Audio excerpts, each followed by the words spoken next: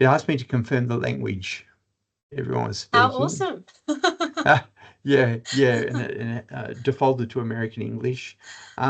So yes, welcome everyone, and I'd like to start by introducing Dr. Kelly Shoecraft, a GIR member, who is presenting on her DECRA writing process and how that has involved weaving threads of research, teaching, and values. Handing over to you now, Kelly. Great, thanks, Stephen. Hi, everybody. So my name's Kelly Shoecraft. I think I know quite almost everyone in the room, so that's really great. I've worked with you, chatted to you on a number of occasions, or taught with you. So I'd like to also start by acknowledging that I'm on the lands of the Yagara and the Turrbal people. I'm at Nathan campus today, and a lot of what I'm talking about today is really embracing that connection to country and really thinking about Indigenous ways of knowing, being and doing, and that knowledge that we can all partake in and how much rich knowledge we could be learning from. So I do not have slides today, as I mentioned earlier. So if you do want to pin me, you can do that by right-clicking on my picture and saying pin for me, and that might make it a little bit easier to see. I will get excited, so if I'm talking too fast for captions, then just let me know and I will calm it down and speak in my teacher voice again.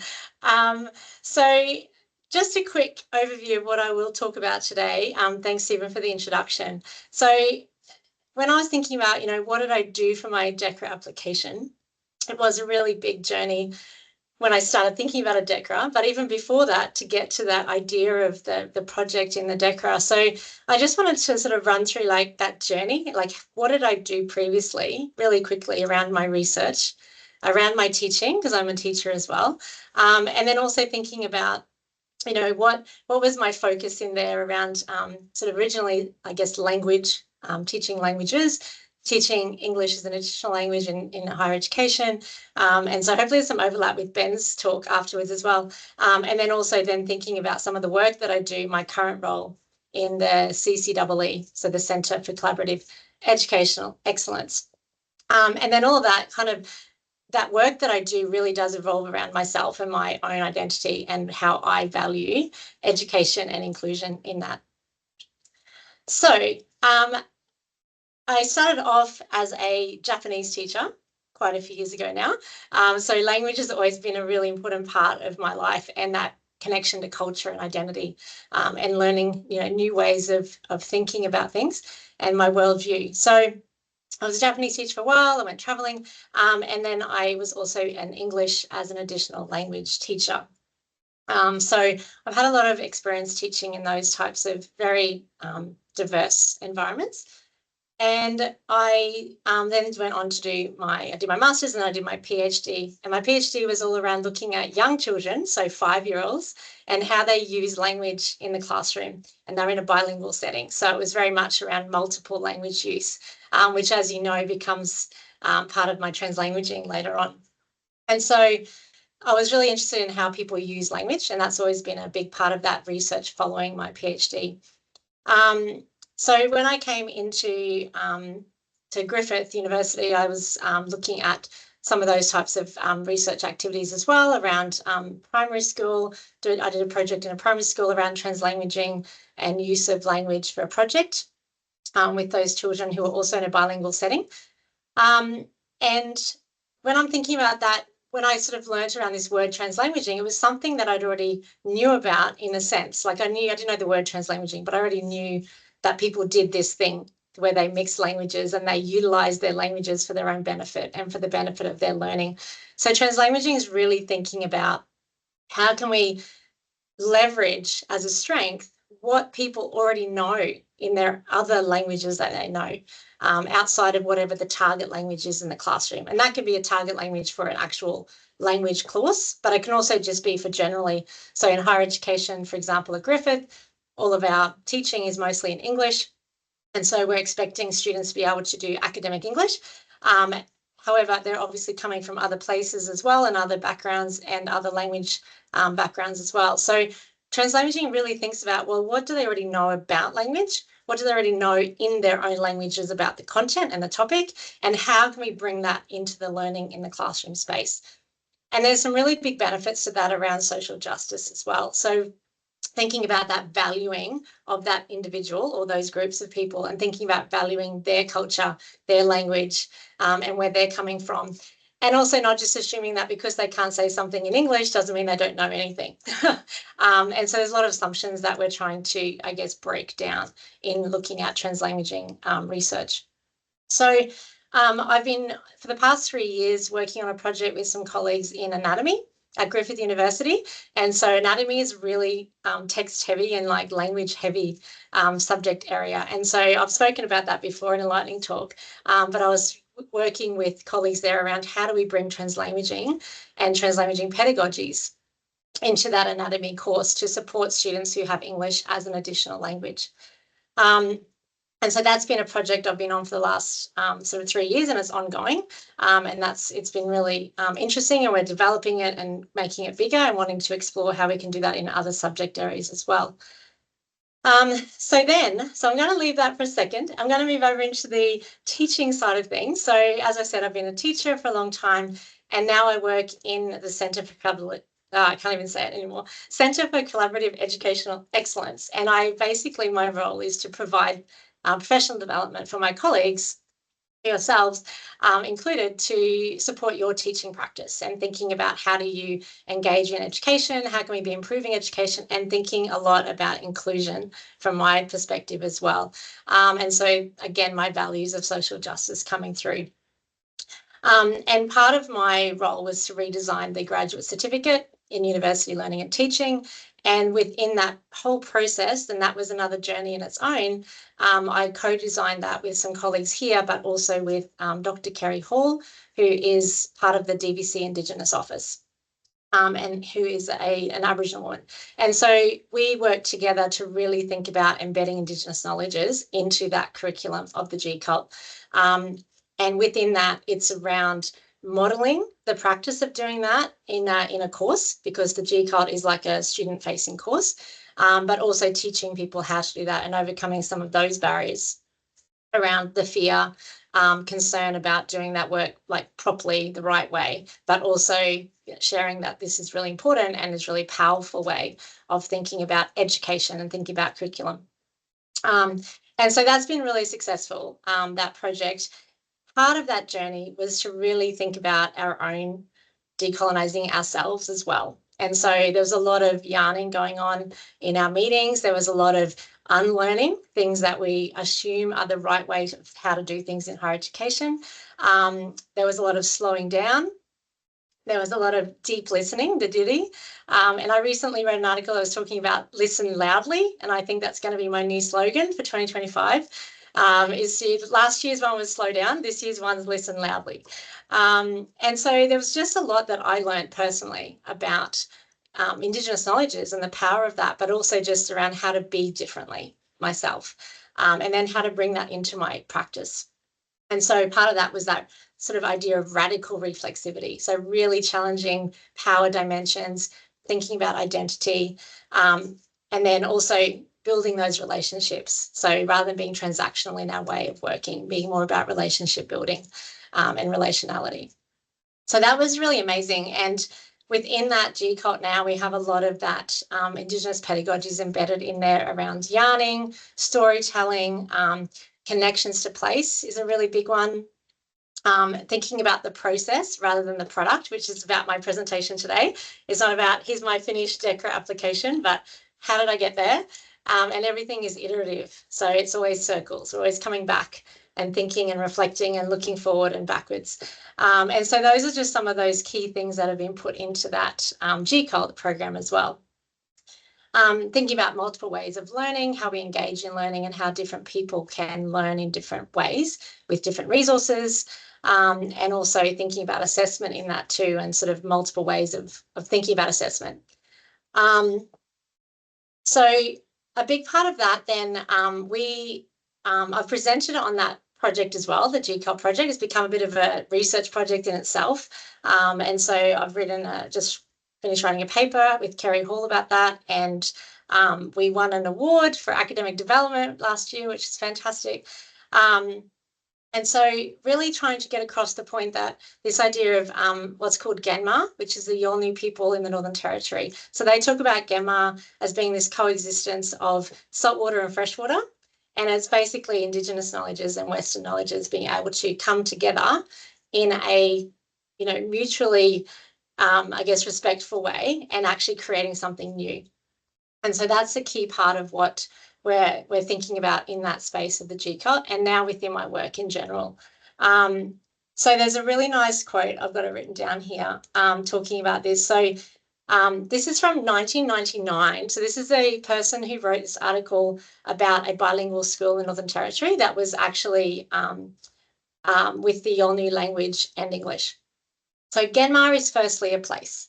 It is an area within the mangroves where the saltwater, the non-Aboriginal knowledge, coming in from the sea, meets the stream of freshwater, Yolngu knowledge, coming down from the land.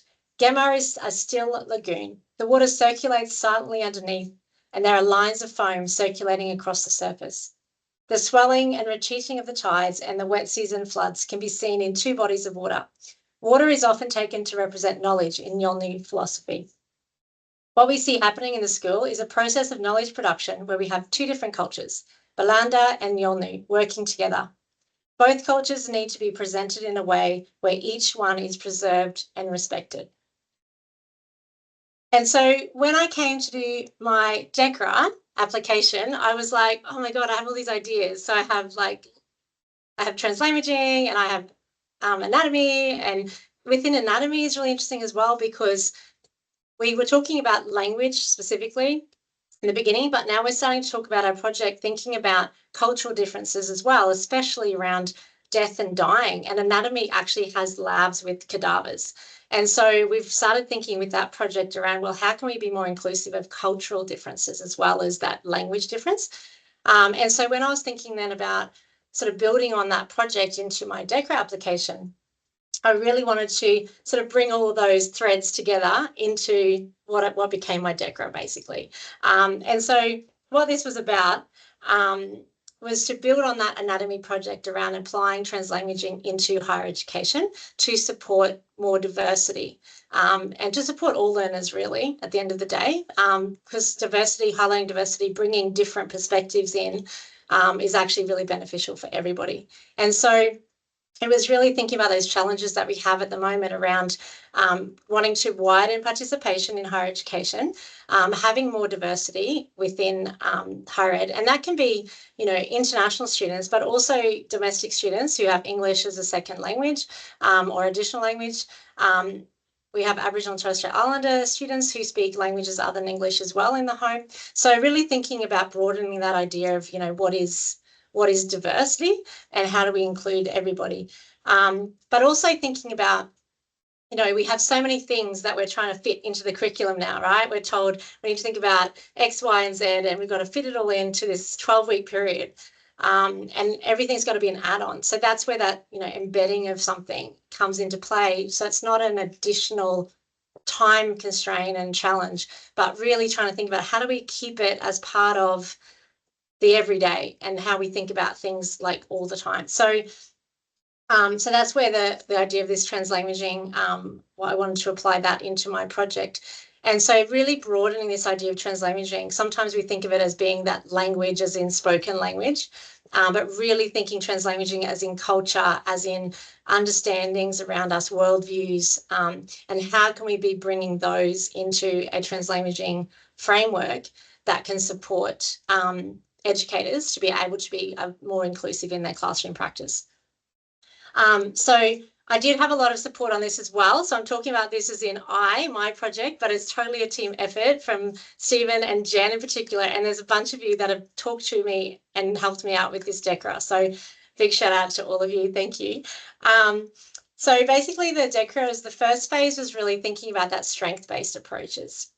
And thinking about, what are the students already doing? Because we have students from diverse backgrounds, we have students here already who are successful at university.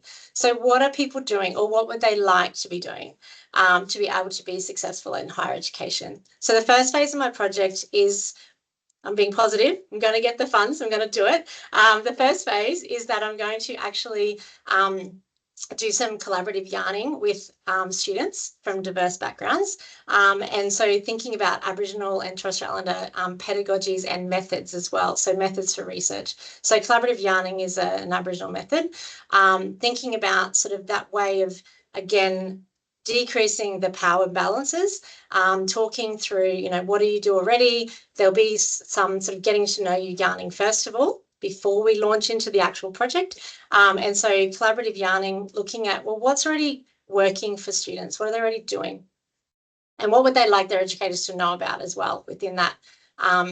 And so those sessions are not recorded, but they will take notes. And then the students have that self-determination to then create some form of artwork to represent what it is they want to say. And so they create their artwork either individually or in pairs, and they do a voiceover explaining their artwork.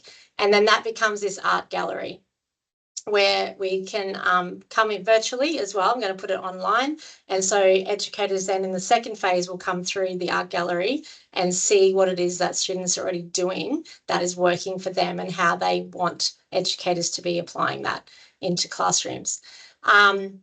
And so that idea is really to give that voice to students and to think about, you know, how can we think differently about education? And then that work and what the educators who visit the art gallery, they complete a survey. And so all of that work and my other work in translanguaging will be used to build a translanguaging framework to really think about, well, how can we be sort of extending the idea of translanguaging and some practical strategies for applying that. Because a lot of people that hear about translanguaging think it's a great idea on paper, but then the practical application is a challenge, especially with sometimes it's like, well, I've got to have everyone from the same language or cultural background for it to work, which is not the case. So trying to think about practical ways of doing that. So then what I would do so that's sort of the second phase. And then the third phase is actually working with some educators to co-design a translanguaging approach for their specific courses. So for this moment, trying to keep it within that sort of health, I guess, health area around the translanguaging and the anatomy, but a bit more broader in health.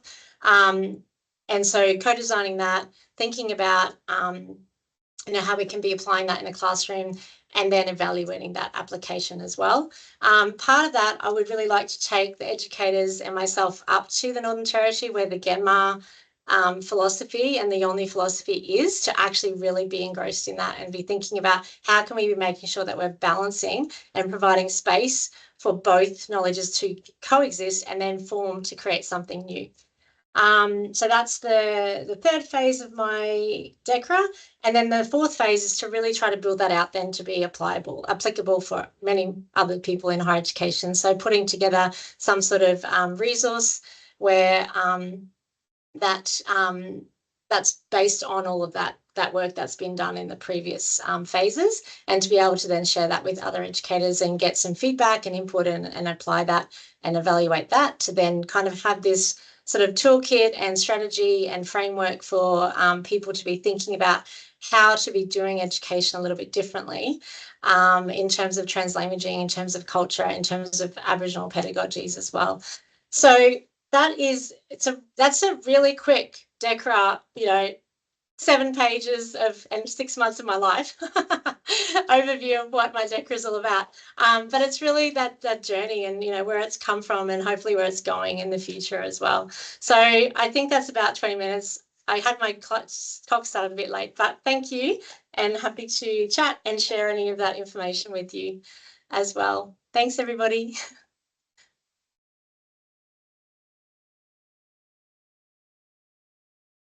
Thank you very much, Kelly.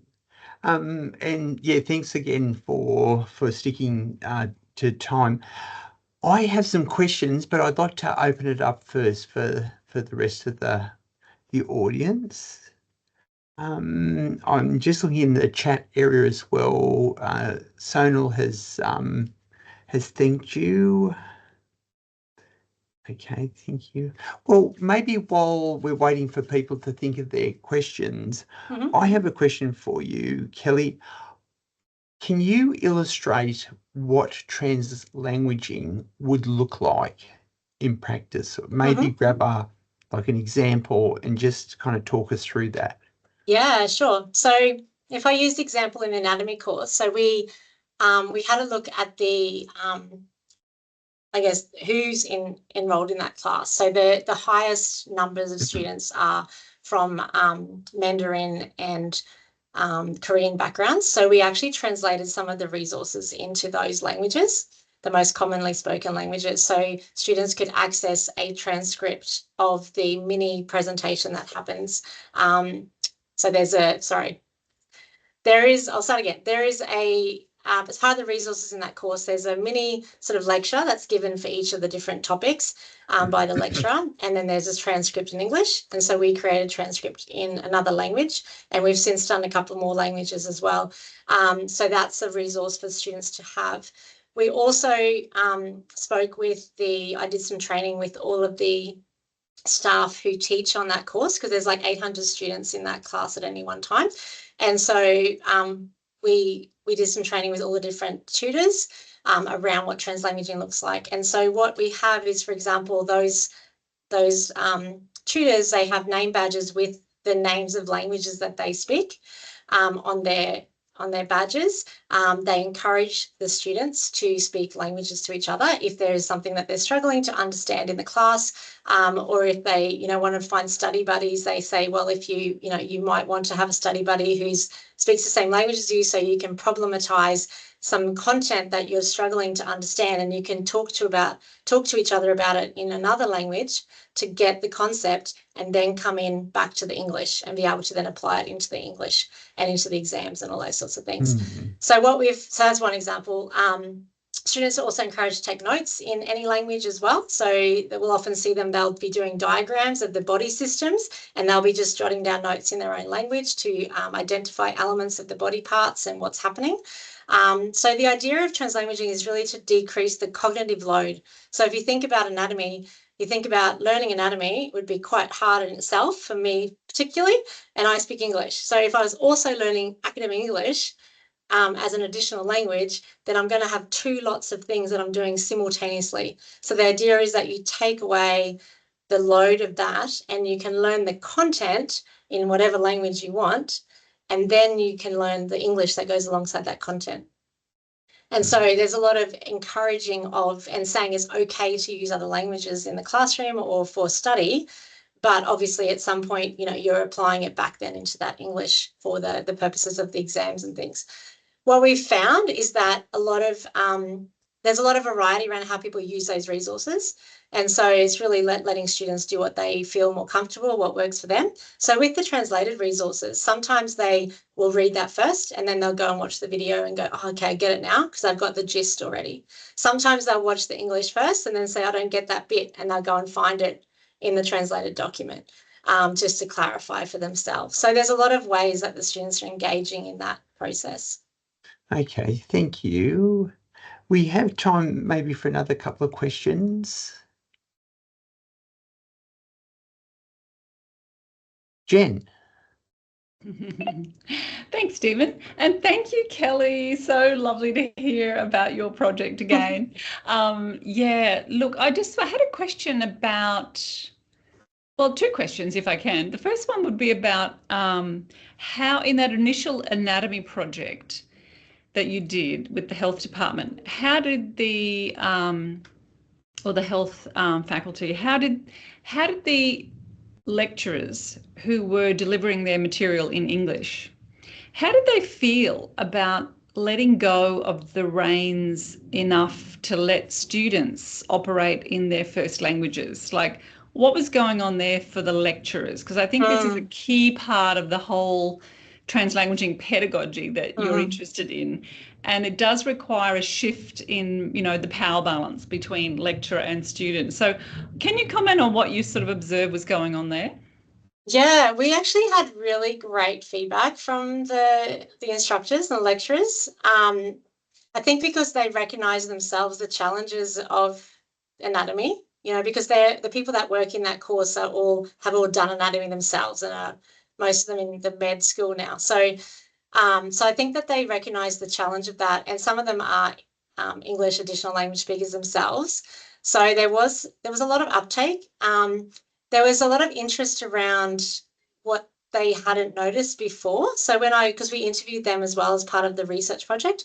And so some of them said they'd been teaching that course for like 5 years and had never noticed that students were writing in other languages before. So it actually supported them as educators to open their minds a little bit to what students are doing and how students are interacting with the course material. There was a couple that at the beginning were a little bit like, yeah, we shouldn't be doing this because, you know, they're here to learn English. They need to do the exams in English. We're doing a disservice to them. But those particular individuals actually at the end of it were saying they could see that it was like a stepping stone and a support system to help them get to where they needed to be, and actually then saw the benefit as well. So it's been quite positive actually. And I think that they, for the most part, from what I could see, talking with them, that they were okay letting those reins go, but then they would be kind of bring it back, you know, to the English. So that didn't seem to be a huge challenge in that area. I do know that is a challenge, though, generally speaking, and I think it's interesting seeing it in health disciplines rather than linguistics and language teaching, because there's a lot more resistance in those areas. So it's been quite interesting going to sort of the conference areas or the spaces where we talk to health practitioners who go, oh my God, this is a great idea.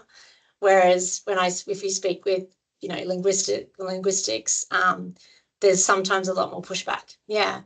So does that answer your question, Jen? Yeah, absolutely. I mean, I think that's just fantastic that so many of the educators got on board. But it is, as you say, one of the challenges within translanguaging in a context like Australia, where you have multiple languages in front of any given educator, is that shift from first language to English. And how do you employ the right educators who can explain the English of anatomy so that these, you know, our students can actually undertake assessment, high stakes assessment in English.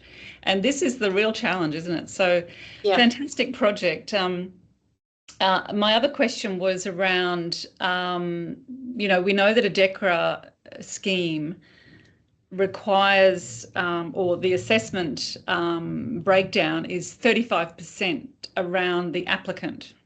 So I was just curious if you could comment for others perhaps listening about what made you think, at what point or what made you think you were a candidate to be considered for the DECRA scheme. Now, we know the schemes are changing going forward with the ARC, but there will still be a scheme that will allow for early career discovery type projects. So, you know, what made you think, yes, I could be someone who could apply for this? I think it was you, Jen. Oh, no. You came to me. Seriously. It was Jen saying, you should apply for DECRA. Go, do it. But what convinced you, though, that you were a prime candidate? I think it was, I don't know, seeing, like, having done that previous work, like we were just talking about, you know, all the things that I've been doing, and I'm seeing a gap or a challenge or something that I could actually contribute to, I think, and having that passion around it to be like, I want to make that difference. And so seeing that there's opportunity for that discovery idea of a DECRA around, you know, what is it that we could be doing differently to address these challenges that we have, and seeing some of that working already, wanting to build on that into my DECRA, and then just getting excited about, I could be doing this project, you know. It was really kind of just talking through ideas and coming up and talking to, like I said at the beginning, so many people that, you know, I've had a conversation with about it. I think that, you know, solidifying the idea for the project, and then having people like yourselves who, when you kind of have those doubts and being like, they're like, no, we've done this and this, and, you know, having that backing, I guess, is actually really, like, I joked about it, but it's actually really a huge part of it, was knowing that others thought that it was a worthwhile project and that I was capable of doing it. Thank you. I just want to reiterate the collaborative nature of these grants. You know, they're not solo; they're very collaborative in the way you build them. So kudos to you, and I've got everything crossed for you. Good luck. Thanks. Okay, thank you very much. Now, there's perhaps one question coming up. There's another one sitting there from Louise. We really need to move on like a flash of lightning to the next speaker. So we'll do that. But I wonder, Kelly, if you can just reply in the chat to Louise's good question. Thanks for that question, Louise. Thanks, Louise. Okay, Thanks, Stephen. no worries at all. Thank you, Kelly. Okay.